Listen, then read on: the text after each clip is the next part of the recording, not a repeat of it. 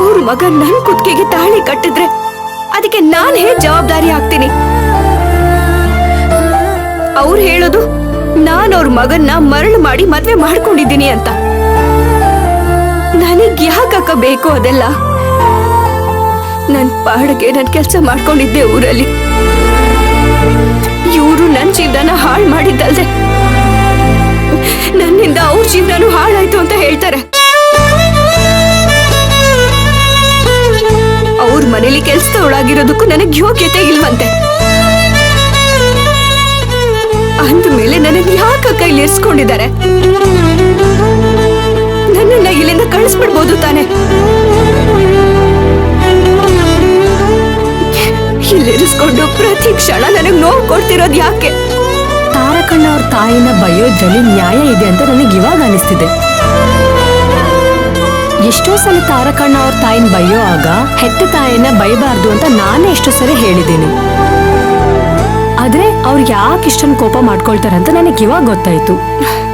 ಅಕ್ಕ, ಅವರು ತಾಯಿ ಮಗ ಏನ್ ಬೇಕಾದ್ರೂ ಮಾಡ್ಕೊಳ್ಳಿ, ಎಷ್ಟು ಬೇಕಾದ್ರೂ ದ್ವೇಷ ಸಾಧಿಸ್ಕೊಳ್ಳಿ, ಅವ್ರ ಮಧ್ಯದಲ್ಲಿ ನನ್ ಜೀವನ ಹಾಳಾಗ್ತಿದೆ ಅಂತ ಯಾಕೆ ಯಾರು ಯೋಚನೆ ಮಾಡ್ತಿಲ್ಲ? ಅಕ್ಕ, ದಯವಿಟ್ಟು ಅಕ್ಕ, ನೀವಾದ್ರೂ ಚಿಕ್ಕ ಯಜಮಾನ್ರ ಹತ್ರ ಮಾತಾಡಿ ನನ್ನ ಊರಿಗೆ ಕಳಿಸ್ಕೊಡು ಅಂತ ಹೇಳಿ ಅಕ್ಕ. ನಿಮಗೆ ಪುಣ್ಯ ಬರುತ್ತೆ ಅಕ್ಕ. ಇದೊಂದು ಪ್ರಯತ್ನ ಮಾಡಿ ಅಕ್ಕ. ಪದೇ ಪದೇ ಊರ್ಗ್ ಹೋಗೋ ಮಾತಾಡ್ಬೇಡ ಮಯೂರಿ. ನಿನ್ ಮೇಲೆ ಪ್ರೀತಿ ಇಲ್ದೇ ಇದ್ದಿದ್ರೆ ತಾರಕಣ್ಣ ಮುತ್ತೈದೆಯರನ್ನ ಕರ್ಕೊಂಡ್ ಬಂದು ಪೂಜೆನ ನೆರವೇರಿಸ್ತಿದ್ರಾ?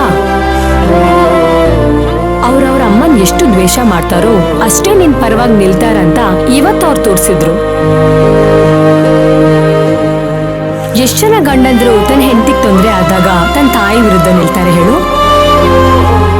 ಇಬ್ರನ್ನ ಬ್ಯಾಲೆನ್ಸ್ ಮಾಡಕ್ ನೋಡ್ತಾರೆ ಹೊರತು ಇಬ್ರಿಗೂ ನ್ಯಾಯ ಕೊಡಕ್ ಆಗಲ್ಲ ಅಲ್ವಾ?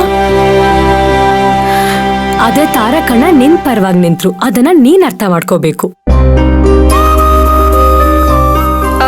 ಅದ್ ಏನೇ ಇರ್ಲಿ ಅಕ್ಕ,